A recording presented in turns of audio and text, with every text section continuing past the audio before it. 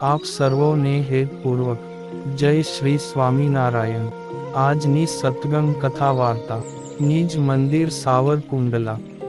આજની સત્સંગ કથા વાર્તામાં આપણે પવિત્ર ચાતુર્માસ અંતર્ગત શ્રીમદ સત્સંગી જીવનની કથા સાંભળશું. પ્રકરણ 3, અધ્યાય 45. 1. સુવ્રત મુનિ કહે છે કે, હે રાજન, સમગ્ર ભગવદ સ્ત્રી ભક્તો સાયંકાળે લલિતા દેવીના વિશાળ ભવનમાં ભેળા થયા. આ સ્ત્રી ભક્તો હર્ષપૂર્વક તાલીઓના નાદ સાથે એક મુહૂર્ત પર્યંત શ્રી હરિના નામનું સંકીર્તન કરવા લાગ્યા. તથા રમા દેવી વગેરે સ્ત્રીઓ પવિત્ર થઈ હાથમાં જપમાળા ગ્રહણ કરીને શ્રી હરિના નામનો જપ કરવા માટે આસન પર બિરાજમાન થયા હતા. સમગ્ર સ્ત્રી ભક્તો ધોયેલા વસ્ત્રો પરિધાન કરીને સ્વસ્તિક આસને બેસી સરળપણે ને સમભાવે મસ્તક તેમજ ડોકને સ્થિર રાખીને શ્રી હરિના જેવા સ્વરૂપે દર્શન કર્યા હતા. તેવા જ સ્વરૂપનું હૃદયમાં ચિંતવન કરવા લાગ્યા અને દ્રષ્ટિને નિર્નિમેષ કરી પોતાના વિશુદ્ધ મનમાં આવિર્ભાવ પામેલા શ્રી હરિના સ્વરૂપમાં મનને એકાગ્ર કરીને શ્રી હરિના નામનું સંકીર્તન કરવા લાગ્યા. એ સ્ત્રીઓના મધ્યે ધ્યાનમાં બેઠેલા રમા, જયા, લલિતા, અમરી, અમુલા, કમલા વગેરે સ્ત્રી ભક્તોના શરીર ચિત્રમાં આલેખાયેલા સ્ત્રી ચિત્રોની જેમ સ્થિર થયા હતા. હે રાજન, આ પ્રકારે રમાદેવી વગેરે સ્ત્રી ભક્તો ધ્યાનાવસ્થામાં બેસીને ભગવાનની મૂર્તિમાં તલ્લીન બન્યા હતા. તેવામાં એ સ્થળે એક આશ્ચર્ય થયું. હે રાજન, ભગવદ ભક્ત તપોનિષ્ઠ સ્ત્રી ભક્તોના મધ્યે એકાએક તેજનો પુંજ પ્રગટ થયો. એ તેજપુંજ એકાએક સમગ્ર ભવનમાં વ્યાપી ગયો. એક સાથે ઉદય પામેલા 10,000 ચંદ્રમા સમાન પ્રકાશવાળું ઘનીભૂત પિંજેલા રૂના ઢગલા જેવું શ્વેત તેમજ મનોહર એ તેજ ચારે તરફ શોભવા લાગ્યું. ત્યારબાદ આકાશમાં એકાએક ઉદય પામેલા વાદળાના થર સમાન પ્રાદુર્ભાવ પામેલું ને દશે દિશાઓને પ્રકાશતું એ તેજ લલિતા દેવીના ભવનમાં સ્થિર થયું. એ તેજના મધ્યે 7 સ્વર, 3 પ્રકારના ગ્રામ, 21 પ્રકારની મુક્ષરના, બહુ પ્રકારના રાગ અને કર્ણપ્રિય ગાનયુક્ત દિવ્ય સંકીર્તનનો નાદ ઉદ્ભવતો હતો. એ સંકીર્તનનો ધ્વનિ સ્વર માધુર્યતાથી શ્રી હરિના ધ્યાનમાં તલ્લીન થયેલા સ્ત્રી ભક્તોના ચિત્તને ભગવાનની મૂર્તિમાંથી પણ બહારના પ્રદેશમાં આકર્ષણ કરી રહ્યો હતો. એ પણ એક અતિશય આશ્ચર્ય થયું. હે રાજન, સર્વે સ્ત્રી ભક્તો મનમાં વિહ્વળ બનીને તે મહાતેજો રાશિના દર્શન કરવા લાગ્યા. એ તેજના મધ્યે મનોહર ગીત માધુર્યના ધ્વનિને આશ્ચર્યપૂર્વક સાંભળવા લાગ્યા. આ પ્રકારે રમા આદિક સ્ત્રી ભક્તો આદરપૂર્વક એ તેજના દર્શન કરતા હતા. તેવામાં એ તેજના મધ્યે મનને પ્રસન્નતા ઉપજાવતી દિવ્ય સ્વરૂપધારી કોઈ એક દિવ્ય દેવીનું દર્શન થયું. એ દિવ્ય મહિલાએ સુંદર કસુંબલ વસ્ત્રો પરિધાન કર્યા હતા. દિવ્ય અલંકારોથી શોભી રહ્યા હતા. આ સ્વરૂપને અનુરૂપ અવયવો હતા. તેનું મુખ કમળ પ્રસન્ન જણાતું હતું.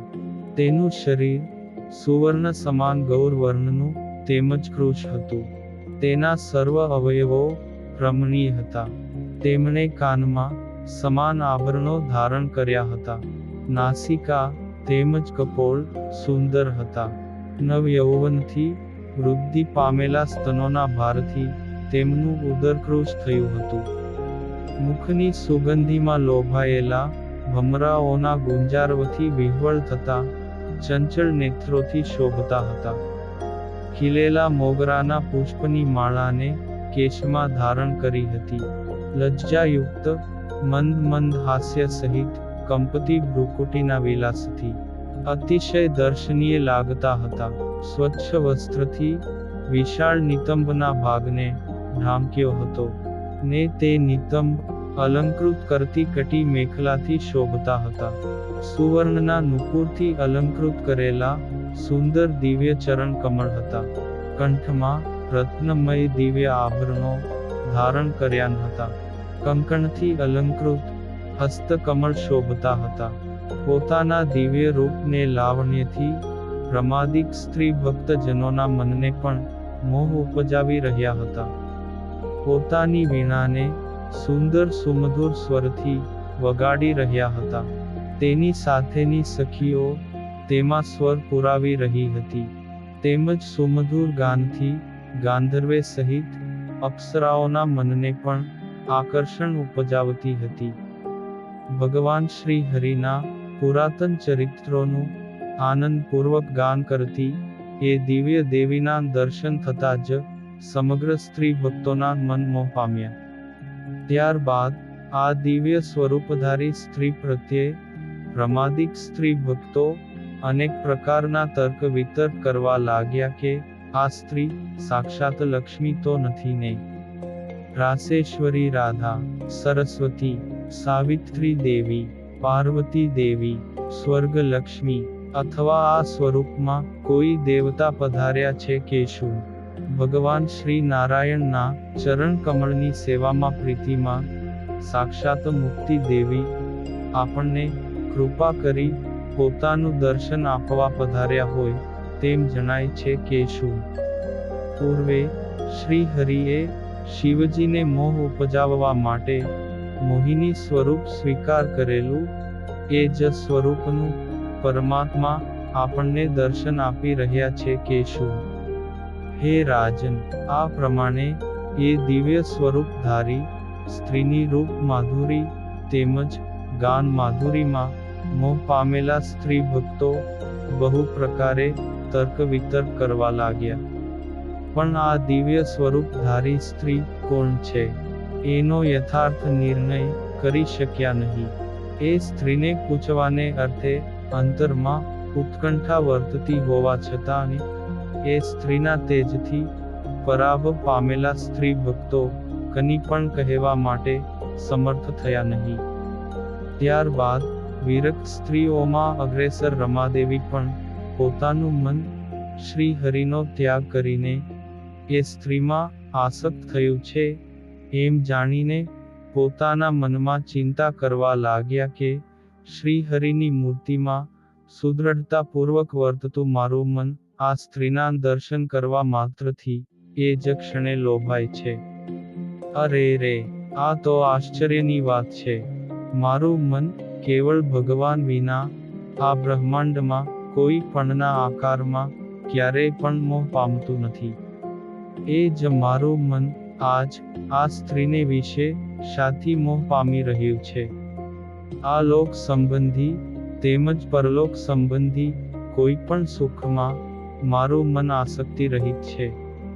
છતાં આ સ્ત્રીમાં કેમ મોહ પામી રહ્યું છે? સમાધિમાં અનુભવેલા અનેક અલૌકિક સ્ત્રી પુરુષ તેમજ તેમાં નિહાળેલા ધામોમાં રહેલા અનેક સ્થાનોમાં પણ મારું મન ક્યાંય આસક્ત થયું નથી. પરંતુ એ મન આજ શ્રી હરિનું સ્મરણ છોડીને દર્શન માત્રથી જ આ સ્ત્રીને વિશે કેમ લોભાય છે? આ તો મહાન આશ્ચર્યની વાત છે. મારું જયા દેવીનું તેમજ અમરી દેવી વગેરે સ્ત્રી ભક્તોનું મન શ્રી હરિના સ્વરૂપ વિના અન્યત્ર કોઈ પણ આકારમાં આસક્ત થતું નથી. એવો મને દ્રઢ આત્મવિશ્વાસ છે. માટે આ શ્રી હરિનું જ કનિક કર્તવ્ય છે એ નિશ્ચિત વાત છે. નહિતર અમારા મનને મોહ ઉપજાવવા માટે કોણ સમર્થ બની શકે? આવા અનેક પ્રકારના તર્ક વિતર્ક કરતા સ્ત્રી ભક્તોના મન આકુળ વ્યાકુળ થઈ રહ્યા હતા. અને હવે પછીની કથા વાર્તા આપણે આગળના ભાગમાં સાંભળશું. અત્યારે આપ સર્વોને ભાવથી જય શ્રી સ્વામિનારાયણ.